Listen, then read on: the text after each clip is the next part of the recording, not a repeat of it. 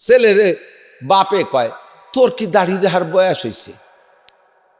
মা ছেলেরে কয় তোর বাপ আজও সাবালে গেল না, তুই বুড়িয়ে গেলি। ওর বাপ দাঁড়িয়ে রাখিনি বলে সাবালে গই নেই, তুই বুড়িয়ে গেলি। যুবক স্বামীরে দাঁড়িয়ে রাখছে, যদি দাড়ি রাখে তাহলে বলতে তারে ঠাট্টা করে তোমার আমার বড় চাচার মতো দেখা যাচ্ছে। এই দাড়ি দেহের রাখার কারণে যদি এই ঠাট্টা করো তাহলে তুমি মহিলা তালাক হয়ে গেছো, মুখে তালাক দেয়াল, কারণ তুমি কাফের হয়ে গেছো। আর ওদের স্বামীটা মুসলমান আছে, মুসলমান আর কাফেরে বিয়ে থাকে না। কেউ দাড়ি রাখার কারণে তারে যদি ব্যঙ্গ করিয়ে আঙ্কেল বলেন, বড় বয়সে সম্মানের সাথে আঙ্কেল বলেন, সেটা ঠিক আছে।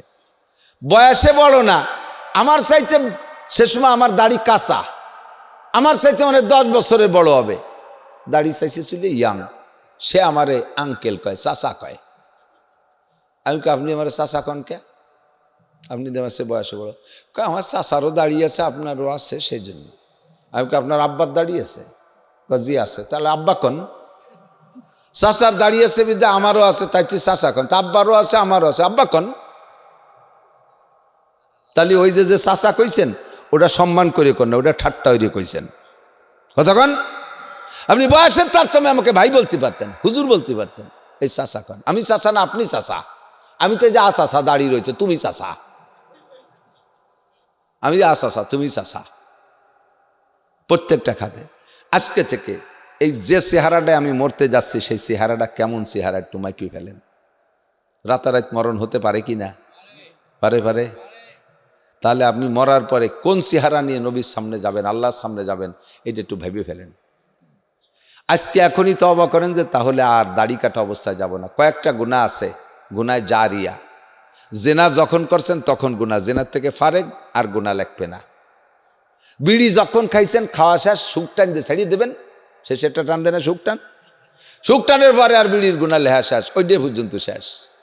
চুরি যখন করছেন তখন গুনাহ, কতক্ষণ।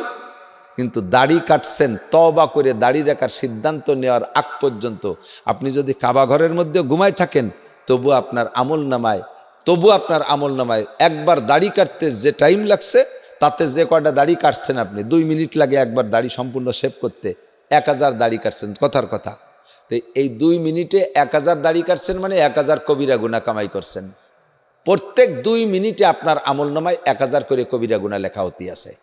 নামাজ পড়তেছেন, নামাজের মধ্যেও কোরআন শরীফ পড়তেছেন, কোরআন শরীফের নাকি কোরআন শরীফ হবে, কিন্তু প্রত্যেক 2 মিনিটে আপনার আমল নামায় দাড়ি কাটার সংখ্যা পরিমাণ গুনাহ লেখা হচ্ছে। সবে বরাত সবে কদর ইবাদত করতেছেন, কাবা ঘর তওয়াফ করতেছেন, কাবার মধ্যে দাঁড়ায় নামাজ পড়তেছেন, দাড়ি কাটা অবস্থায়, তবে এই গুনাহ লেখা হচ্ছে। অনেকে সৌদি আরব যে দেশে, হুজুর এই দাড়ি নিয়ে খালি বাড়াবাড়ি আপনারাই করেন, ও দেশে দিচ্ছে দাড়ি নাই হুজুর, তারা নামাজ পড়ি রে। ওই দেশে মালয়েশিয়া গেলাম, মসজিদের বড় মসজিদের খতিবের দাড়ি নেই। এখন যদি কোনো পিসাব জেনা করে, তাই বলে কি বলা যাবে কত পিসাব জেনা করলে তো আমি একটু করলি দোষ কি? তা তুমি করো, ধরা পড়লে জুতোর বাড়ি পিসাবের বাড়ি বাটাই দিও। সেই সময় পিসাবের হাওলা দিয়ে বাঁচা যাবে? সুদ হালাল না হারাম? যদি কোনো পিসাব খায় তাও কি হালাল? যদি কোনো মাওলানা ঘুষ খায় তা কি হালাল? যদি কোনো পিসাব জেনা করে তা কি হালাল?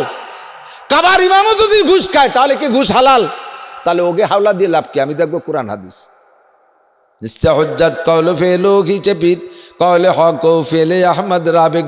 কোন পীর আমার দলিল না, আমার দলিল আল্লাহর কোরআন, নবীর হাদিস। কথা বলুন ঠিক কি ঠিক না? আমি 3-4টে সুন্নতের পরামর্শ, একটা দাড়িটা দিলাম, এটা যার ফমান শাফাল ইউকমি রমান শাফাল ইয়কুর। যুবক তুমি বলবা যে এই বয়সকে দাড়ি রাখার বয়স নাকি?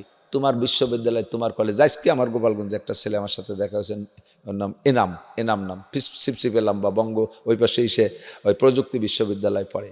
এই ছেলেটা জানুয়ারির সম্ভবত 15 তারিখে এক চিল্লায় বিদেশে যাচ্ছে, সিপসিপে লম্বা, মাথায় সবসময় পাগড়ি, পাতলা পাতলা দুটো দাড়ি হয়েছে, লম্বা জুব্ব পরে, বিশ্ববিদ্যালয় পড়ে। রিজাল্ট তোমাদের মতো বহুজন এসছে তার ভালো, কারণ তার সময় তো তার অপচয় নাই, তার সময় তো আজে বাজেভাবে নষ্ট করে না। মদ গাঁজা ইয়াবা মোবাইল টোবাইল এই স্যামলিগের পিছনে এইভাবে তো সে সময় নষ্ট করে না। সে পড়াশোনা করে, বাকি টাইম দিনের সাথে কাটায়। সে যদি ওই বিশ্ববিদ্যালয় থেকে পারে, তুমি কেন পারবা না? তুমি কি জবাব দিবা আল্লাহর কাছে? বিশ্ববিদ্যালয়ের দোষ দিবা? ওই বিশ্ববিদ্যালয়, আমার গোপালগঞ্জে প্রযুক্তি বিশ্ববিদ্যালয়, 500-র উপরে ছেলে আছে এরকম দাড়ি টুপিওয়ালা, যারা রেগুলার নামাজ পড়ে, তারা দাওয়াত তবলিগের কাজ করে, কোরআন পড়ে, সেই বিশ্ববিদ্যালয় পড়ে ও পারলো, তুমি কেন পারলে না? কি বলবা? বিশ্ববিদ্যালয়ে দোষ দিবা? তা ওই জায়গাতে ও পড়ে, ও খারাপ হলো না কে? আর যদি ভালো হন তাহলে আপনাকে কিয়ামতের ময়দানে আমার মতো হাজার মৌলবীর চাইতে আপনারা জেনারেল শিক্ষিত যারা আছেন তারা যদি সুন্নতের মধ্যে আসেন, আমার মতো হাজার মৌলবীর চাইতে আপনার সম্মান আল্লাহ বেশি দেবে। কারণ আপনি প্রতিকূল পরিবেশকে উপেক্ষা করছেন, আর আমি অনুকূল পরিবেশ। আমার মাদ্রাসার মধ্যে কোনো বেপরদার বালাই নেই। আমার মাদ্রাসার মধ্যে থাকলে আমার নামাজ পড়াই লাগে। আমি হুজুর মানুষ, এটা আমার নৈতিক অভ্যাসে পরিণত হয়ে গেছে। কাজেই আমার আমল করা সহজ, আপনার আমল করা কঠিন। আপনি করলে বেশি নেকি পাবেন। 2 নম্বর, আজকে থেকে মেসওয়াকের আমলটা কি করা যাবে? বিরাজ করেন, বিরাজ ঘরে আছে থাকে করেন। ডেলি কমপক্ষে অজুর সময় একটা ডলা দেন। এই মেসওয়াক দিয়ে ডাইন পাশ থেকে বাম পাশে 3 বার অজুর সময় ডলা দেবেন, এরপরে অজু বানায় নামাজ। 2 নম্বরে, যারা রেগুলার মেসওয়াক করে অজু বানায় তাদের মরণের সময় কলেমা নসিব হবেই হবে। 3 নম্বর, এই লোকটার জানাজার সময় 500 ফেরেশতা হাজির হবে। তাহলে কি এই কাজটা কি করা যাবে? কারা কারা একটু নিয়ত করতে পারেন? আমি হাত দেখতাম। হে নবী, হে আল্লাহ, আপনি সাক্ষী থাকেন, আপনার এই সকল বান্দারা মেসওয়াকের নিয়ত করে ফেলাইছে, এদেরকে আপনি কিয়ামতের ময়দানে আরশে আজিমের নিচে ছায়া দিয়ে দিয়েন। নবী আলাইহিস সালামের সাথে মুসাফায় হাত মিলিয়ে দিয়েন। জীবনে একটা বার হলেও কাবার গায়ে হাত দেওয়ার তৌফিক দান করেন, রসুলের রওজায় হাত দেওয়ার তৌফিক দান করেন। কবুল হয়ে গেছে। আর একটা আমল বলবো, পকেটে একটু টিস্যু রাখা যাবে? হ্যাঁ, তাহলে আপনার সর্বক্ষণ শরীরটা পাক থাকবে, যে কোনো জায়গায় আজান দিলে নামাজ পড়তে পারবেন, ঠিক না? টিস্যুতে কি মেলা ওজন নাকি? টিস্যু কয় এই পকেটে রাখতে একটা আজ বোঝা কিরম যেন উঠে। তা মোবাইল একটু টিস্যু পকেটে আর একখান মেসক পকেটে তুলি, যদি তোমার এত জ্বালাঠায়, এত বড় দুটিয়ে মোবাইল দিয়ে 2 ফাঁসার 2 পাশে গুজিয়ে তুইছ। তারপরে আবার এই গোল্ড লিপ, তারপরে কি যেন সিগারেট ব্যানসন, এত বড় প্যাকেট একটা ডুয়ে তুইছ। তার ভাগ দিয়ে আবার গ্যাস লাইট একটা ডুয়েছে, যদি গ্যাসে আগুন ধরে যায় ফাঁসা পুড়িয়ে ছাই হয়ে যাবে। তারপরে আবার এইরকম মোটা মানি ব্যাগ, তার ভিতর দিয়ে কত যে কাঠ ঢুকাইছে, ঢুকে পয়সা করি কিছু নেই, কাঠ ঢুকে জম্মের ধনী মানুষ, পকেট ভরে। তো এগুলো তোমার পকেটে জায়গা পালে একটু টিস্যু আর একখান মেশাক জায়গা পাবে না? রাজি আছেন? সবসময় শরীর পাক থাকবে, ঠিক আছে? 2টা। 3 নম্বর, খানা খাবো দস্তারখান বিছাইয়া, চেয়ার টেবিল বাদ দেন। একান্ত যাদের পায়ে হাঁটুতি মাজায় ব্যথা, যারা নামাজও পড়েন চেয়ারে বসে, তারা খান সেভাবে পারেন। কিন্তু আমরা যারা সুস্থ আছি, চেয়ার টেবিল বাদ দেন দোস্তার। আমার গোপালগঞ্জের ডিসি সাহেব আমাকে 10 জন হুজুরের দাওয়াত দিয়েছে, জজ সাহেবরে দাওয়াত দিয়েছে, এসপি সাহেবরে দাওয়াত দিয়েছে, চিফ জুডিশিয়াল ম্যাজিস্ট্রেট, গোপালগঞ্জের সেরা সাইর অফিসার উনি সহ, ওনার বাসায় আমাদের জন্য 10 জন হুজুর আর ওই 4 জন 14 জনের খানা দিছে, প্রত্যেকের সামনে দস্তারখান বিছাইয়া। আমরা মনে করছি যে স্যার নিজেই মনে হয় টেবিলই খায়, আজকে হুজুর দেখিয়ে আসছে। পরে ওনার খাদেমরা বলতেছে স্যার রেগুলার দস্তারখানায় খানা খায়। একজন ডিস্ট্রিক্ট ইনচার্জ, পরে উনি সচিব হয়ে বদলি হয়ে গেছে। তো সে যদি দস্তারখানে খাতে পারে, তা আমি আপনি কি জমিদার হয়েছি? একজন ডিসির অফিস চাইতে তার আমরা গ্রামে যারা থাকে, আমরা তো বড় লোক হতে পারিনি। বড় লোক মানে ধনী আলাদা কথা, কিন্তু সম্মানের দিক দিয়ে তো সেই বড়। হ্যাঁ, ডিস্ট্রিক্ট কমিশনার, ডিসি। তো এত বড় মানুষটা যদি দস্তারখানে খায়, আপনার অপমানের কি আছে? আর কে কি বললো কিচ্ছু আসে যায় না। আমি দস্তারখানে ভাত খাবো, আমি 100 শহীদের সব কামাই করব।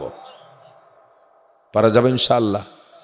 আল্লাহ পাক এই সুন্নতের অনুসরণ করে নবী পাকের ভালোবাসা আর নবীর ভালোবাসার মাধ্যমে আল্লাহর ভালোবাসা অর্জন করার তৌফিক দান করুন, বলেন বা আমিন। ভালোবাসারও পদ্ধতি আছে, কিছু বৈধ ভালোবাসা, কিছু অবৈধ ভালোবাসা। অবৈধ ভালোবাসার প্রশিক্ষণ দেয় অবৈধ যারা, তারা। যেমন সামনে আসতেছে 14ই ফেব্রুয়ারি, অবৈধ ভালোবাসার প্রশিক্ষণ দেওয়ার একটা সিজন। তো সেদিকে যাব না। ভালোবাসা, বৈধ ভালোবাসারও ক্লাসিফিকেশন আছে। স্বামী স্ত্রীর মধ্যে ভালোবাসা, মা বাবার মধ্যে ভালোবাসা, ভাই বোনের মধ্যে ভালোবাসা, আত্মীয় স্বজনের মধ্যে ভালোবাসা, দোস্ত বন্ধুদের মধ্যে ভালোবাসা, ঠিক না? একে অপরের মধ্যে ভালোবাসা, ক্লাস ফ্রেন্ড, বন্ধু বান্ধব, একসাথে লেখাপড়া করছে, তাদের মধ্যে একটা ভালোবাসা। তবলিগি একটা চিল্লে দিলেন, তবলিগি যা লোক আছেন নাকি? আছেন?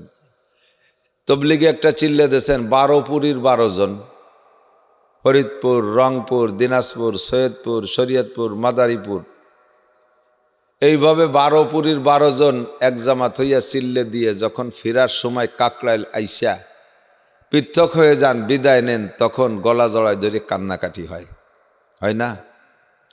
একেবারে ভাই মরা শোকের মতো কান্নাকাটি। এটাও একটা ভালোবাসা। এমন করে একে অপরকে ভালোবাসে। কিন্তু দুনিয়ায় সবচেয়ে কে কাকে ভালোবাসে? মানুষের মধ্যে মা সন্তানকে সবচেয়ে ভালোবাসে। এরপরে সেকেন্ড ভালোবাসা আব্বার, মাই সবচেয়ে ভালোবাসে। কারণ যার পিছনে যার পরিশ্রম বেশি তার প্রতি তার দরদও বেশি। কতক্ষণ ঠিক না? আপনার পায়ে এক জোড়া জুতা আছে, এক যুবক 12,000 টাকা দামের শাল দিয়ে, শাল চেনেন তো, 2025 সাল, চাদর শাল, কাশ্মীরি শাল, এই শালের কেনি দিয়ে এক জোড়া স্যান্ডেল মুছতিছে। স্যান্ডেল জোড়ার দাম হয়তো 3.25 টাকা হবে, বছর 4 বয়স। মুসির দোকানে যে পাল্টাতি তার মূল কিছু নাই, পাল্টাই নিয়ে সামলাই দিয়ে স্যান্ডেল হয়ে গেছে। এই স্যান্ডেলের ধুলো মুছতিছে 12,000 টাকা দামের শাল দিয়ে। কি করিস কি, এমন স্যান্ডেল এমন শাল, শাল কার আর স্যান্ডেল কার? কয় স্যান্ডেল কিনছি আমি ভ্যান চালাই অনেক কষ্ট করে পয়সা কোথায়, শালটা দেশে আমার শ্বশুর, শাল দেশে শ্বশুর, শ্বশুর দিয়া শাল কিনতে তোর পয়সা লাগি নেই, ওর প্রতি মায়া নাই। আর স্যান্ডেল কিনছে নিজের ভ্যান চালাইনি টাকা দিয়ে, ওই স্যান্ডেলের প্রতি মায়া আছে। যার প্রতি যার পরিশ্রম বেশি তার প্রতি তার মায়াও বেশি। সন্তান জন্ম দিতে বাপও লাগে মাও লাগে, কিন্তু 16 আনা পরিশ্রম মার। গর্ভধারণের থেকে শুরু করে নিয়ে ডেলিভারি পর্যন্ত পদে পদে মোড়ে মোড়ে কষ্ট মা, ঠিক না? বাচ্চা জন্ম দেওয়া, ডেলিভারি যন্ত্রণাটা, এটা অনেক নির্বোধ পুরুষ আছে, স্ত্রীকে বিভিন্নভাবে টর্চারিং করে, জুলুম করে, অত্যাচার করে। বিশেষ করে ততাধিক মেয়ে হইলে, আর একে একে যদি টপ করে খালি সাইড ডিভোর্সটা মাই হয়, এই বিটিরে মনে এই আনাড়ি পুরুষটা সহ্যই করতে পারে না, চোখে দেখতে পারে না, যা তা কয়ে গালাগালি করে। লাস্টে আবারও গর্ভধারণ করছে, এবারও রেড সিগন্যাল দিয়ে দিছে, এবারও যদি তোর মাই হয় তাহলে তুইও তালাক, তোর মাও তালাক, শাশুড়িরও বলেও তালাক দিয়ে দেবে। যে হুজুর বিয়ে পড়াইছে সে হুজুরও তালাক। পরে খবর নিয়ে দেয় যে হুজুরিরও 6টা মাইয়ে, কয় কুলক্ষ নিয়ে হুজুর যে বিয়ে পড়ে এই গাড়িটা মারছে, বাংলায় কয়। মাইয়ে পছন্দ হয় না। বাড়ি মুরব্বী শ্বশুর শাশুড়ি যারা আছে, অন্য বেটার বউকে ছেলেদে মেয়েদে ভেজাল কুজাল আছে, তাকে মোটামুটি ভালো জানে, তাকে পোলাপানগুলো হাতে করে নিয়ে ঘরে। আর যে বউডার খালি কয়টা মাইয়ে, ওর মেয়েগুলো একটারও বুড়ো হাত দেয় না, আদ্য ধরে না। আর ওই বউডারে ওই রকম চোখে দেখতে পারে না, আছে না এরকম আনাড়ি, এগুলো আনাড়ি। কোনো মহিলার পেটে যদি কন্যা সন্তান হয়, শুধু মেয়েই হয়, তখন ওই মহিলাগুলো নিজের মনের থেকে খুবই দুর্বল জানে, তারও মনটা খুব খারাপ। অনেক সময় মেয়েরা যাইয়া ছোট ছোট কুকুরের বাচ্চা ধরিয়ে নিয়ে আসে, একটা পুরুষ কুকুরের বাচ্চা, তারে ভাই কয়ে বুকের সাথে জড়াই ধরে। তাদেরও কত অশান্তি মনে, তাদেরও মনে কত আক্ষেপ। তাই দেখলে মার কেমন লাগে। আর এর ভিতরে যদি বাড়ির গার্জিয়ান পুরুষটা তাকে নির্যাতন করে, তাহলে সে বাঁচবে কি করে? তো গলায় দড়ি নিয়ে মরার খাই। যারা এই জাতীয় পুরুষ, তাদেরকে একটা পরামর্শ দেবো, যদি তোমাকে মাইয়ে পছন্দই না হয় আর মেয়ে হওয়ার কারণে বোর পর জুলুম করে, তাহলে ছেলেটা তোমরা কয়বার বেটা বানায় নাও।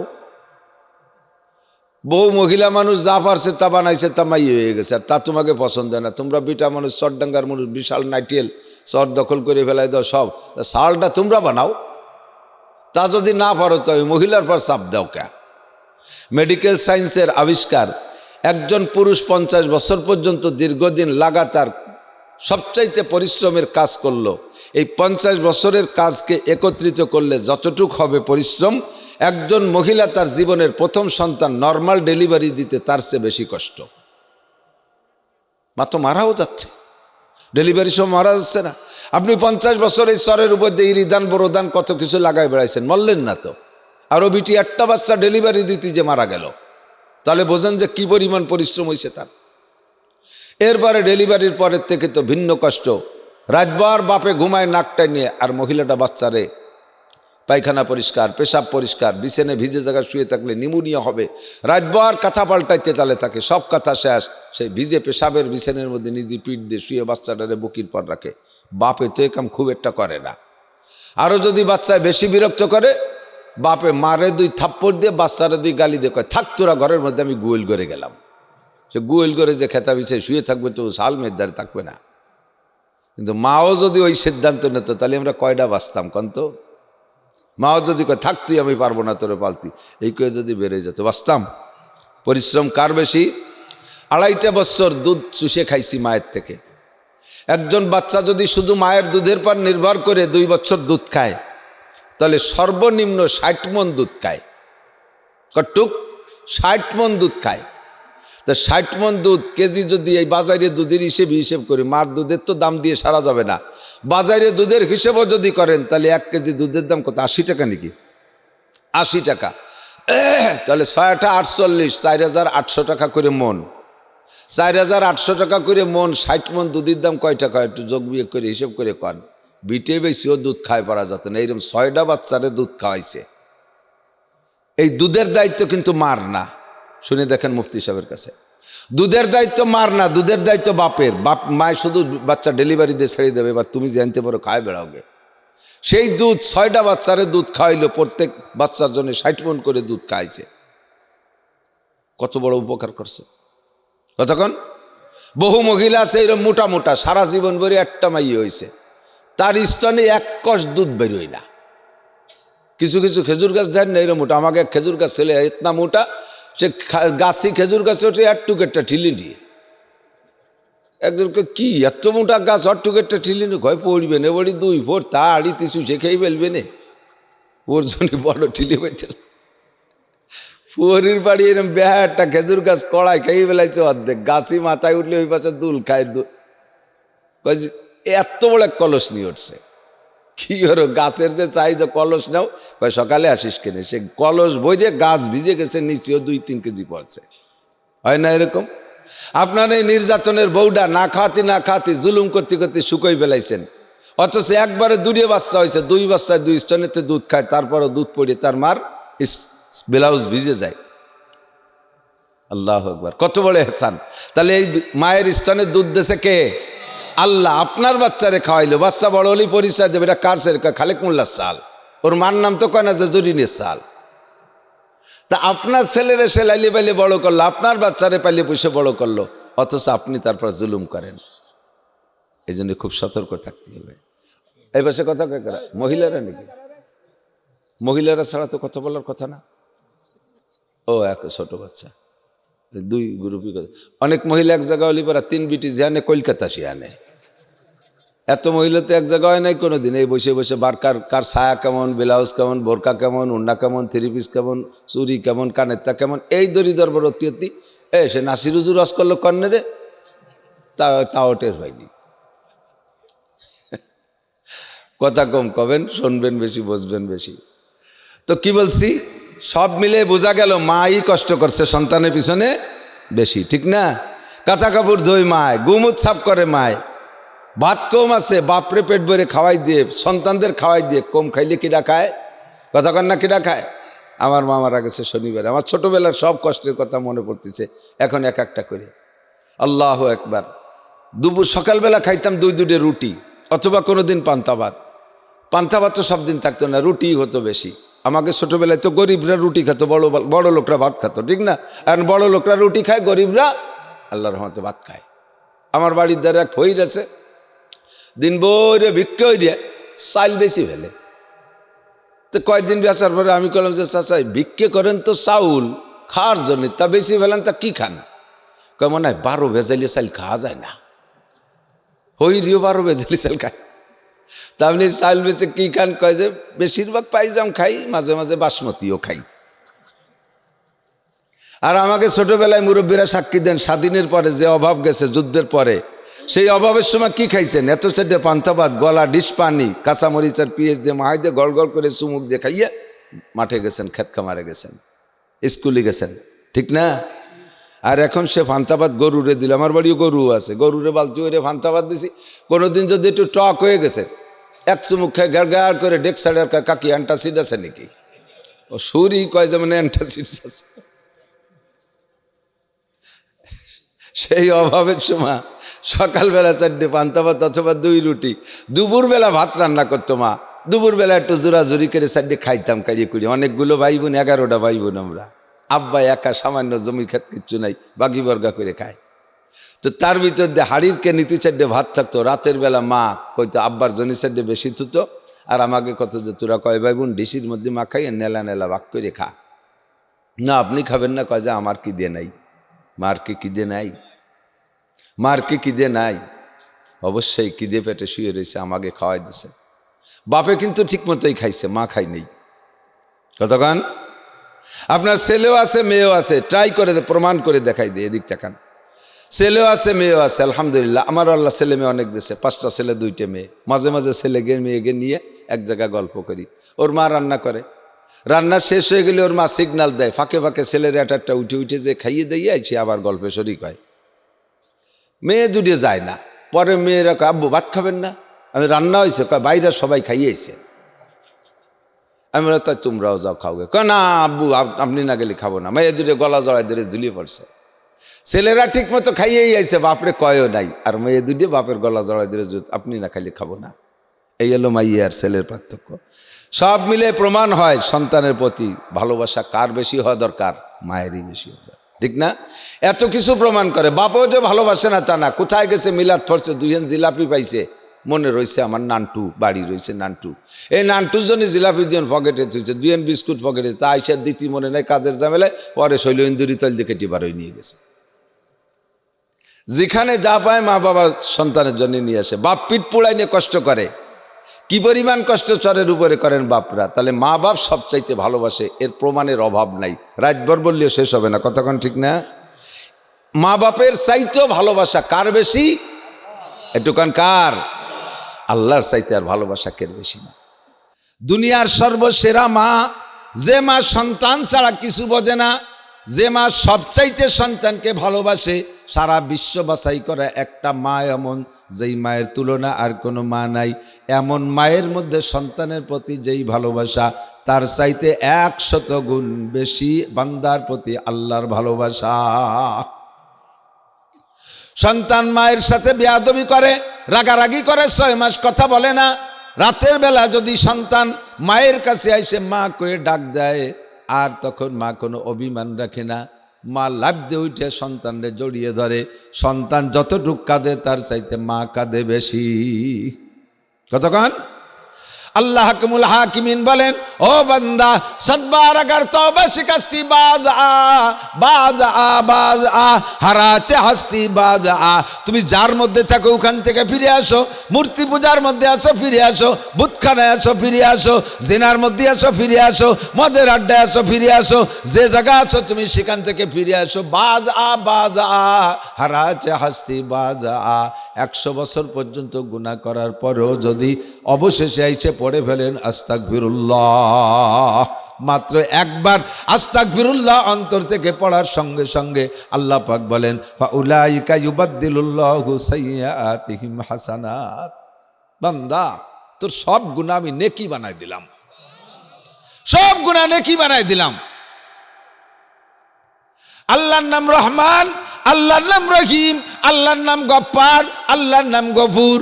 গফুর আর গফফার, রহিম আর রহমান, এই নামের ওসিলায় আল্লাহ পাক বান্দার প্রতি মায়া সম্পূর্ণ ঢেলে দিয়ে প্রমাণ করে, বান্দা জীবন ভরে যত অন্যায় করো আমি তাৎক্ষণিকভাবে কিছু কই না।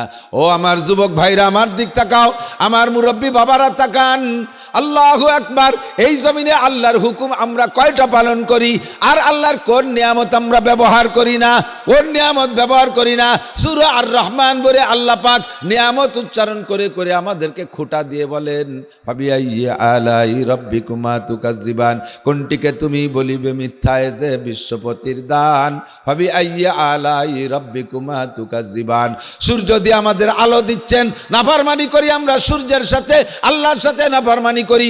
আল্লাহ সূর্য উদয় বন্ধ করতেছেন না, চন্দ্র আমাদেরকে আলো দিচ্ছে, এটাও আল্লাহর নিয়ামত। অবিরাম আমাদের বিনা পয়সায় অক্সিজেন সাপ্লাই দিচ্ছে।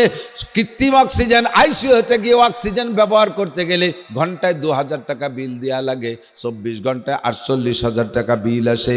আমরা দৈনন্দিন কি পরিমাণ 24 ঘন্টা অক্সিজেন ব্যবহার করি, একটা টাকা আল্লাহকে বিল দেওয়া লাগে না। নামাজ পড়ি না, রোজা রাখি না, হজ করি না, জাকাত দেই না, নাক দিয়ে গুনাহ করি, চোখ দিয়ে গুনাহ করি, কান দিয়ে গুনাহ করি, মুখ দিয়ে গুনাহ করি, অঙ্গ প্রত্যঙ্গ দিয়ে হাজার হাজার গুনাহ করি। এরপরও আল্লাহ পাক আমাদের থেকে কোনো নিয়ামত বন্ধ করে দিচ্ছেন না। কথা বলেন ঠিক কি ঠিক না? ও বান্দা, এ সব কিছু প্রমাণ করে আমি তোমাকে ভালোবাসি। যে যারে ভালোবাসে সে তার ভুল চুকগুলো গোপন করে। কথা কন। গোপালগঞ্জ কোট মসজিদ মাদ্রাসার পুরাতন খতিব ছিলেন হযরত মাওলানা আব্দুল ওহাব সাহেব রহমাতুল্লাহ আলাইহি, কুমিল্লা বাড়ি। ছোটবেলায় হুজুর বয়ান করতেন, আমরা তখন শ্রোতা, হুজুরের বয়ান শোনার জন্য পাগল হয়ে যাইতাম। অনেক সুন্দর কথা বলতেন হুজুর, উর্দু যে বাংলায় যে ফার্সি যে মিলেয়া একটা শের পড়তেন, কয় দোস্ত আগার আজ্ঞে দিলে গন্ধ না বাসাদ, দোস্ত আগার লাইতে দিলে দুঃখ না বাসাদ। দোস্ত যদি পায়খানাও করে তাতে গন্ধ মনে হয় না, আর দোস্ত যদি লাথিও দেয় সেই লাথিতে দুঃখ মনে হয় না। বন্ধুর ভিতরে বন্ধুর সম্পর্ক থাকলে এরকমই হয়, ঠিক কি না? আল্লাহ পাক আমাদেরকে ভালোবাসেন, মোহাব্বত করেন, বন্ধু বানাইছেন বিদায়। ও যুবক, পাগলামি করিস না, সেদরামি করিস না, আমার দিক তাকা। আল্লাহ আমারে তোমারে ভালোবাসে বিদায় কত নাফরমানি করে আল্লাহ তোমার ঠ্যাং খান ভেঙ্গে দেয় না। জারি যাত্রা করো, গাজির গান শুনতে যাও, আর ওই বাউল ফাউল গান শুনতে যাও, কত নোংরার আড্ডায় যাও। আল্লাহ তোমারে ভালোবাসে বিদায় তোমার এই দোষগুলো গোপন রাখে। আল্লাহর 99টা নামের মধ্যে একটা নাম হলো সত্তার। সত্তার মানে গোপনকারী। ওই নাম যদি আমার আল্লাহর না থাকতো, ওই গুণ যদি আল্লাহর আমার আল্লাহর না থাকতো, তাহলে আমরা আপনারা সমাজে মুখ দেখাইতে পারতাম না। সাবালেক থেকে নিয়ে উপরে যাদের বয়স, এদিকে দিক, সাবালেক থেকে নিয়ে উপরে যাদের বয়স, অ্যানিম্যান এভরিবডি, আমি চ্যালেঞ্জ করে বলতে পারি প্রত্যেকটা মানুষের ভিতরে এমন এমন অপরাধ করা আছে, যেই অপরাধ যদি সমাজে প্রকাশ পাইতো, সম্মান নিয়ে, মুখ নিয়ে, ইজ্জত নিয়ে সমাজের রাস্তা দিয়ে হাঁটতে পারতেন না। আল্লাহ কামুল হাকিমিন গোপন করে রেখেছে বিদায় সম্মানের সাথে আমি মৌলানা নাসির স্টেজে আসি, আর এক হুজুর স্টেজে আসে। আপনারা মাঠে ময়দানে ঘুরে বেড়াচ্ছেন, আল্লাহ সত্তার নামের ওসিলায় আমাদের সব দোষকে গোপন করে রেখেছে। কতক্ষণ দোস্ত যদি পায়খানা করে তবুও গন্ধ হয় না, দোস্তর লাথিতেও কষ্ট হয় না।